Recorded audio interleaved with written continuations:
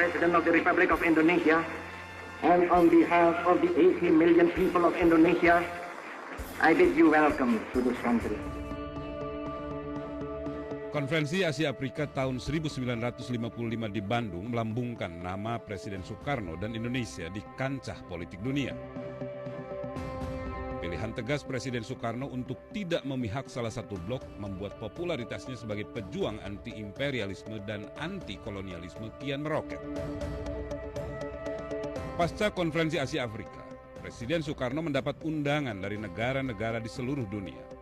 Tak jarang, beberapa pemimpin dunia justru datang ke Indonesia untuk mengeratkan kerjasama antar negara.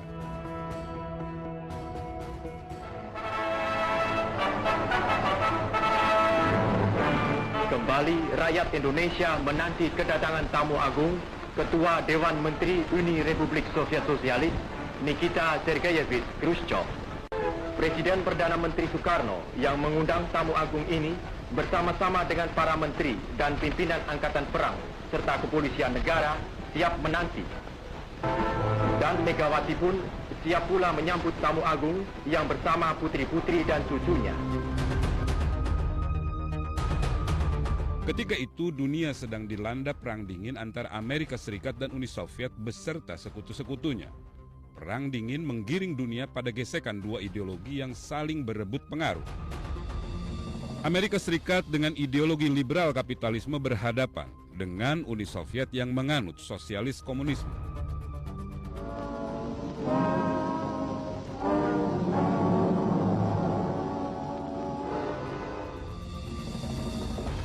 Jika Amerika Serikat getol memberikan bantuan modal bagi negara berkembang, maka Uni Soviet memilih untuk melebarkan sekaligus menguatkan faham komunis di negara-negara yang baru merdeka, termasuk Indonesia. Merpati Perdamaian dari Kembang ini merupakan salah satu karangan bunga dalam perayaan ulang tahun PKI. Komunisme di Indonesia hadir melalui Partai Komunis Indonesia atau PKI. Pada era 1950-an, PKI menjadi partai pendukung Presiden Soekarno yang setia. Pemilu tahun 1955 menjadi bukti bahwa PKI adalah kekuatan politik yang nyata di Indonesia. Ketika itu PKI memperoleh 16% suara dan 39 kursi di parlemen dan berada di posisi 4 besar mengalahkan puluhan partai lainnya. Kekuatan PKI yang bertambah besar setiap tahun di Indonesia jelas membuat Amerika Serikat dan sekutunya ketar-ketir.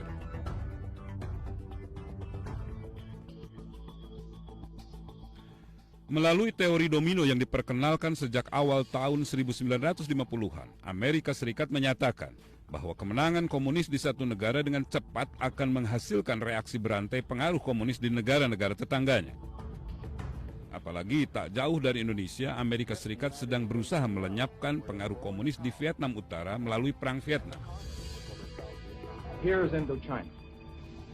If Indochina falls, Thailand is put in almost impossible position. The same is true of Malaya with its rubber and tin. The same is true of Indonesia.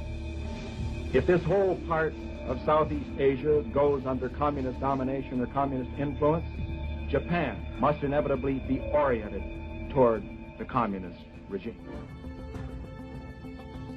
Merasakan ancaman kehadiran komunis di Indonesia, Amerika Serikat membonceng pemberontakan PRRI di Sumatera dan Permesta di Sulawesi untuk menggulingkan pemerintahan Soekarno.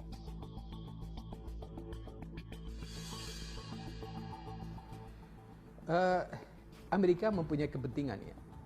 Amerika yang ketika itu sedang dalam kondisi perang dingin itu tidak ingin Indonesia itu jatuh atau dikuasai oleh sebuah rezim yang berideologi komunisme gitu. Oleh sebab itu mereka membantu PRRI dan Permesta. Senjata-senjata modern diselundupkan oleh Amerika Serikat melalui Filipina dan Singapura untuk mendukung pemberontakan PRRI dan Permesta. Namun jatuhnya pilot Amerika yang juga anggota CIA, Alan Pope, mengubah 180 derajat dukungan Amerika Serikat kepada PRRI dan Permesta. Amerika Serikat harus menanggung malu karena tertangkapnya Alan Pope menjadi bukti bahwa mereka mendukung pemberontakan di Indonesia. Mengetahui dukungan Amerika Serikat terhadap gembong pemberontak membuat Presiden Soekarno berang. Soekarno semakin lantang menyuarakan anti-kolonialisme dan imperialisme di panggung politik dunia. I hate imperialism. I detest colonialism.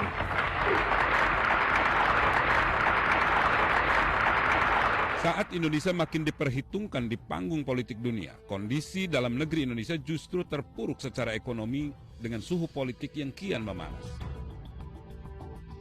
Tingkat inflasi di Indonesia begitu tinggi, begitupun utang pemerintah yang kian menumpuk akibat proyek mercusuar Presiden Soekarno. Di sisi lain, Badan Konstituante yang dibentuk Presiden Soekarno tak juga bisa menyusun Undang-Undang Dasar yang baru. Kondisi politik ini berujung pada dikeluarkannya Dekret Presiden 5 Juli 1959. Persoalannya adalah bahwa dengan dekret presiden itu kembali ke Undang-Undang Dasar 45. Kemudian pemerintahan pada saat itu menjadi pemerintahan yang lebih condong di bawah kekuasaan Soekarno gitu. Dan kemudian kita tahu bahwa menjelang tahun 65 dia juga presiden seumur hidup gitu. Kekuasaan memang terpusat di tangan Soekarno. Dekret 5 Juli 1959 berujung kepada sebuah periode politik di mana Presiden Soekarno mengambil alih penuh perencanaan pembangunan, bahkan hingga pemikiran dasar ideologi negara. I tolerate all ideologies. The nationalist ideologies, the religious ideologies, the communist ideologies. So far they are not making trouble or damage to the Indonesian state. Konsep pemikiran Nasakom, nasionalis, agama, dan komunis membuat hubungan Presiden Soekarno dan PKI menjadi kian mesra. Hubungan yang paling bagus bagi Soekarno adalah PKI. Kalau Soekarno bersimpati kepada PKI, bukan karena dia komunis. Yang dia cinta itu dirinya sendiri. Nasakom itu dibikin Bung Karno ke dalam negeri untuk mencari dukungan PKI, ke luar negeri dengan ambisi dia diterima sebagai tokoh yang mendamaikan dunia yang berkonflik Barat dan Timur. Nasakom bagi Soekarno itu bukan ide baru. Nasakom itu sebenarnya sumbernya dari tulisan Soekarno tahun 1926. Dari segi partai,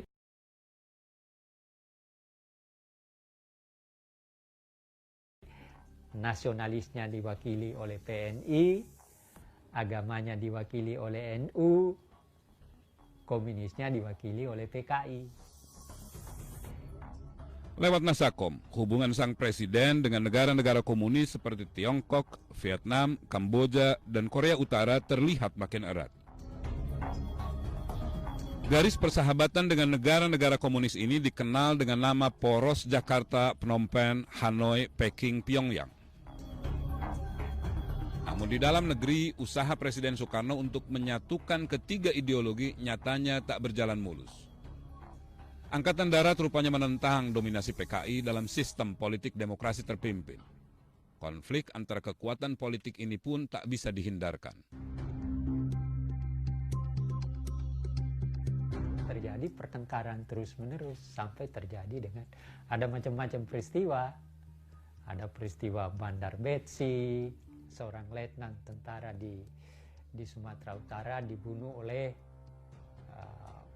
buruh PKI karena buruh PKI mau mengambil tanah yang bukan haknya. Lalu PKI menyerbu tempat pelatihan kepemimpinan pemuda Islam Indonesia di Kanigoro.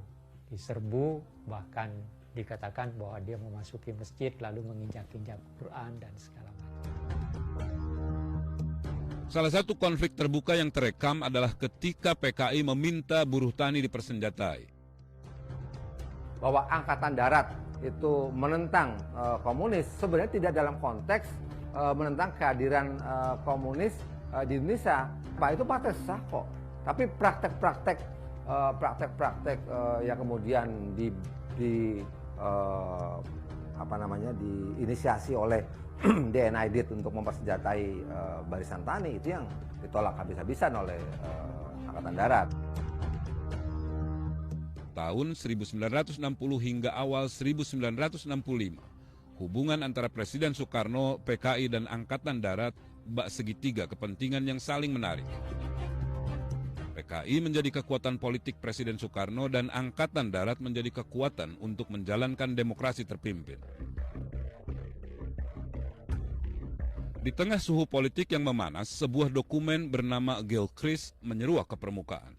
Dokumen yang diambil dari nama Duta Besar Inggris untuk Indonesia, Sir Andrew Gilchrist, ini menyebutkan adanya segelintir perwira TNI yang tak loyal kepada Presiden Soekarno dan hendak mengambil alih kekuasaan.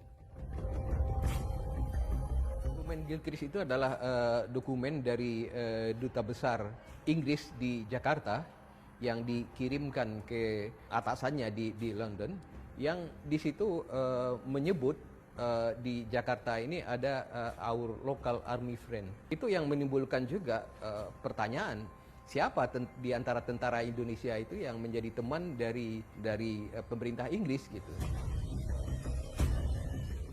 Kecemasan Presiden Soekarno akan kebenaran dokumen Gilchrist ini cukup beralasan. Inggris kala itu punya agenda menggabungkan Malaysia yang sudah merdeka dengan Borneo, Sarawak, dan Singapura dalam Federasi Malaya. Presiden Soekarno menentang keras pembentukan Federasi Malaya karena dianggap bentuk kolonialisme baru di kawasan Asia Tenggara. Presiden Soekarno mengeluarkan kebijakan konfrontasi yang diikuti dengan pemutusan hubungan dengan Malaysia. Pertempuran secara sporadis terjadi di perbatasan Indonesia-Malaysia sepanjang 700 mil di Kalimantan. Posisi Inggris yang berseberangan dengan Indonesia membuat Presiden Soekarno was-was jika isu Dewan Jenderal dalam dokumen Gilchrist benar adanya. Presiden Soekarno tentu tidak percaya langsung gitu kan, dia juga memanggil Jenderal Yani dan lain-lain gitu. Tetapi kan jawaban dari Yani bahwa itu kan tidak ada gitu Dewan Jenderal itu gitu. Dokumen itu diproduksi dan walaupun tidak otentik tapi itu dipercaya, semakin mendorong gerakan 30 September untuk mempercepat gerakannya gitu, untuk melakukan aksi pendahuluan gitu. Jadi mereka menganggap bahwa perlu menangkap para jenderal yang dipercayai oleh mereka akan melakukan kudeta pada tanggal 5 Oktober tahun 65. Meski tak terbukti keasliannya, dokumen Gilchrist berubah menjadi isu liar mengenai Dewan Jenderal yang berencana mengkudeta Presiden Soekarno. Situasi politik pun kian memanas dan bermuara pada gerakan 30 September 1965. Sebuah pergolakan yang akhirnya melemahkan kekuasaan putra Sang Fajar.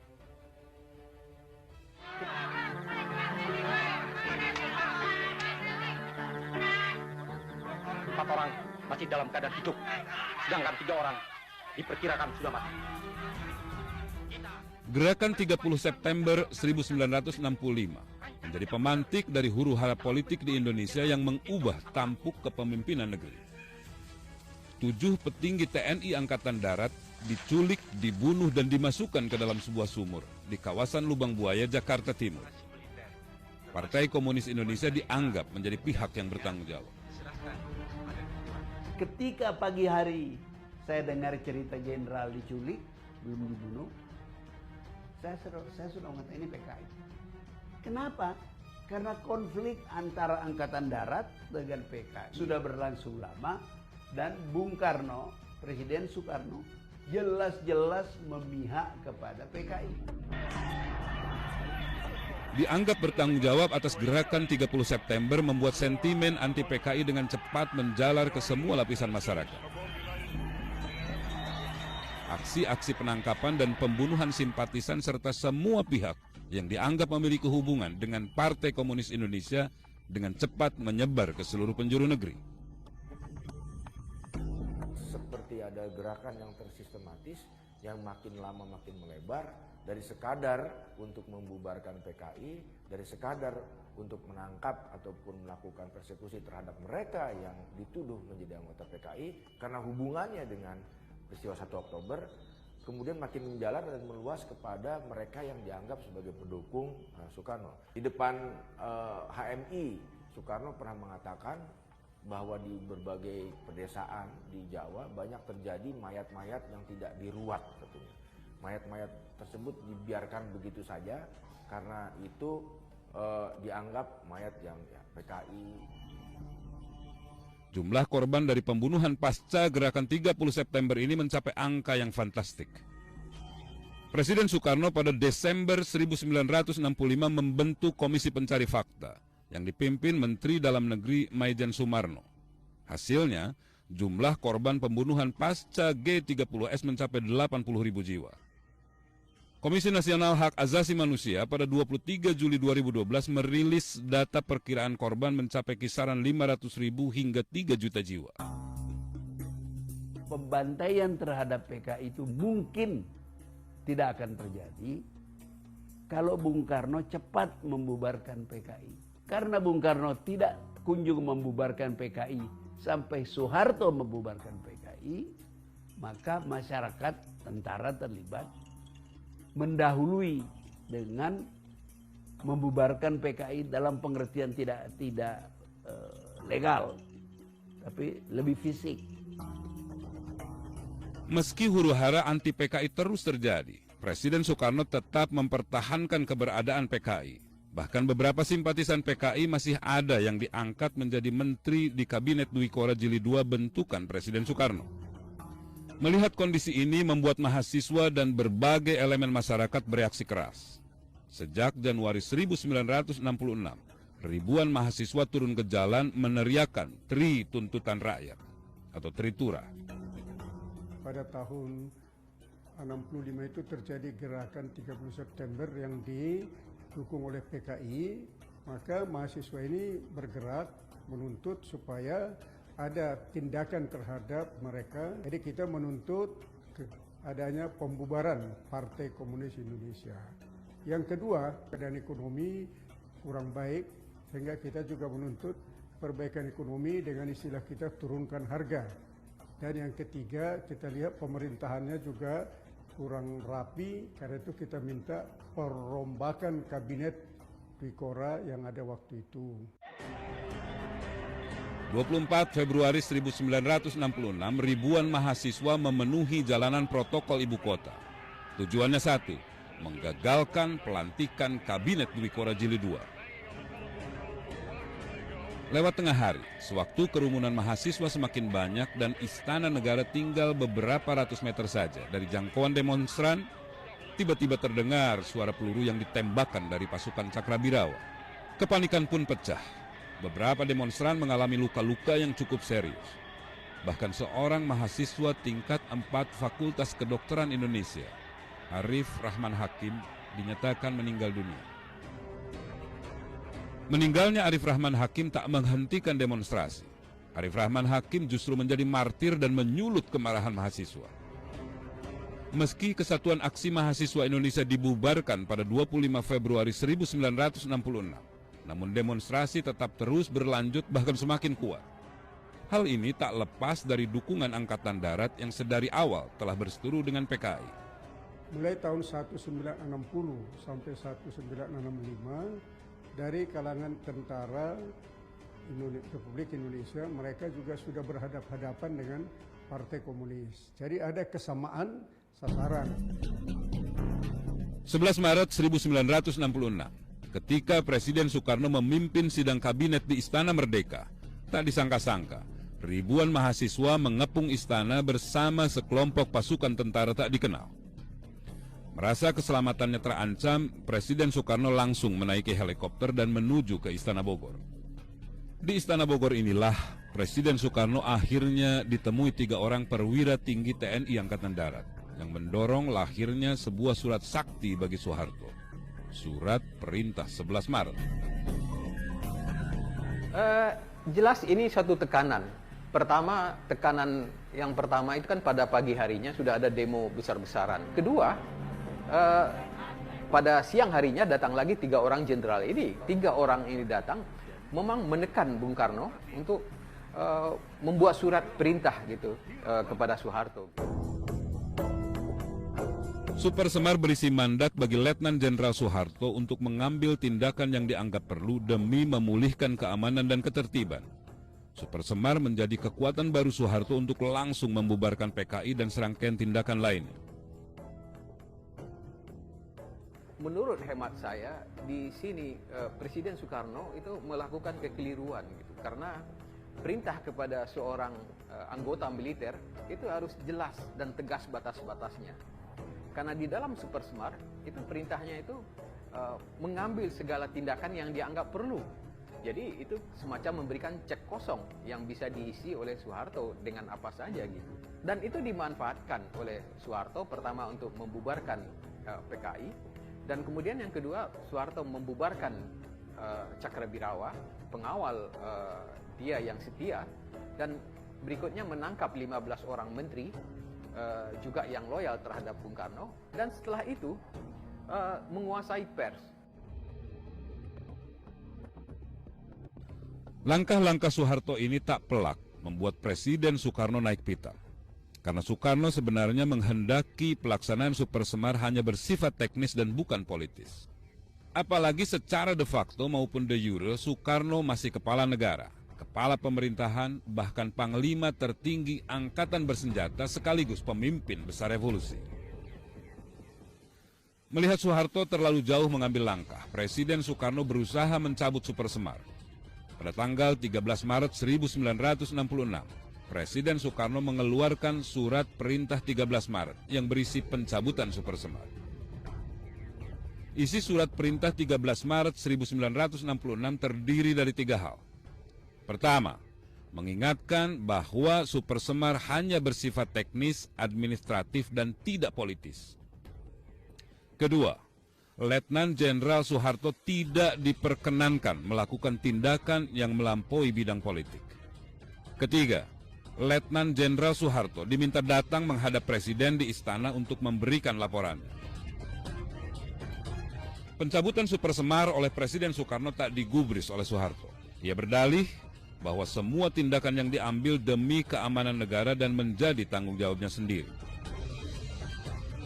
Soeharto semakin percaya diri karena dukungan untuk dirinya bertambah kuat.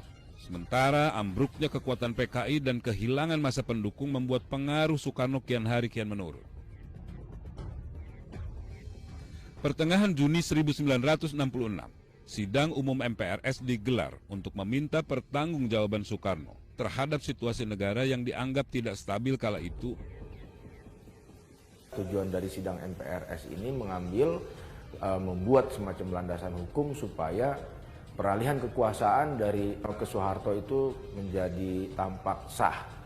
Dan anggota MPRS waktu itu, seperti juga MPR sekarang, sebagian sudah diganti, sebagian sudah digantikan karena tentu saja dari Partai Komunis Indonesia tidak ada, dan juga orang-orang loyalis pemerintahan Soekarno juga sudah tidak ada. Artinya sebagian sudah diganti dengan orang-orang baru, dan kemudian menjalankan sidang dan harus mendengarkan pidato pertanggungjawaban dari Presiden Soekarno yang kemudian mereka tolak. Sejak sidang umum MPRS 1966, kesan terjadinya dualisme kepemimpinan nasional antara Presiden Soekarno dan Soeharto semakin hebat. Jabatan Soeharto sebagai Ketua Presidium Kabinet dan Panglima Angkatan Bersenjata membuat ia secara penuh mengendalikan roda pemerintahan. Di pihak lain, Soekarno terus-menerus berteriak bahwa dirinya masih presiden dan panglima tertinggi yang sah. Pengikut Soekarno sendiri kemudian melakukan perlawanan gitu. Mereka membentuk barisan Soekarno gitu. Tetapi Soekarno bahkan juga diminta oleh KKO, oleh marinir itu untuk datang ke Surabaya untuk merayakan hari ulang tahun KKO itu di Surabaya gitu. Nah, tetapi Bung Karno menolak. Bung Karno mengatakan, kalau saya pergi ke Surabaya, artinya saya akan tetap di sana. Saya tidak akan kembali lagi ke Jakarta, dan ini akan pecah perang saudara gitu. Dan Bung Karno tidak mau itu. Lebih baik saya yang menjadi korban gitu. Berkurangnya pengaruh Presiden Soekarno diperparah saat ia berpidato di Hari Kemerdekaan Republik 17 Agustus 1966. Gestok kita kutuk, dan saya mengkutuk pula. Dan seperti sudah kukatakan berulang kali dengan jelas dan tandas, yang bersalah harus dihukum. Untuk itu aku bangunkan Mahmiluk. Tetapi kenapa kita sesudah terjadinya gestok itu harus robah haluan? Kenapa kita sesudah terjadinya gestok itu harus melempar jauh beberapa hal yang sudah nyata baik? Pidato ini dinilai banyak pihak sebagai bentuk nyata bahwa Presiden Soekarno ingin mempertahankan konsep Nasakomnya. Pidato ini memancing perobekan foto Presiden Soekarno di beberapa wilayah, bahkan tuntutan agar Presiden Soekarno untuk mundur semakin besar. Awal Februari 1967, Soekarno semakin kehilangan tajinya. Sementara Soeharto tinggal selangkah lagi menuju Singgasana. Melihat tak ada celah untuk menambal kekuatannya sebagai pemimpin besar revolusi, pada 22 Februari 1967, Soekarno menyerahkan kekuasaannya. 12 Maret 1967, melalui sidang istimewa, MPRS menarik mandat dari Soekarno sekaligus mengangkat Soeharto menjadi pejabat sementara presiden.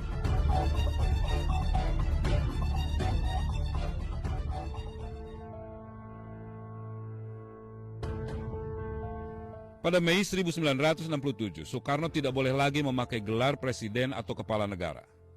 Bahkan Soeharto mengimbau kepada Soekarno untuk tidak lagi menempati istana negara sebelum tanggal 17 Agustus 1967. Agustus 1967 menjadi jejak akhir Soekarno menjadi pemimpin negeri.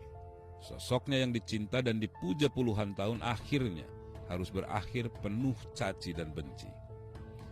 Hari-hari sesudahnya sang penyambung lidah rakyat hidup seorang diri, dikucilkan dan dijauhkan dari keluarga serta rakyat yang dicintainya. Kesepian dan penyakit ginjalnya dengan cepat menghisap gelora putra sang pajar yang dulu dikenal berapi-api. Inilah babak penutup bapak bangsa yang menyandang status tahanan politik di akhir hayatnya.